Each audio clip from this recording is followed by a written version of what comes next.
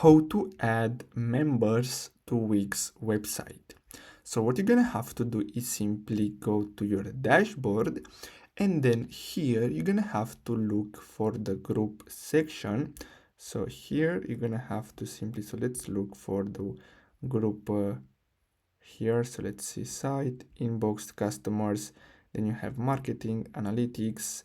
So let's go to settings, and then here we're gonna have to simply search for group.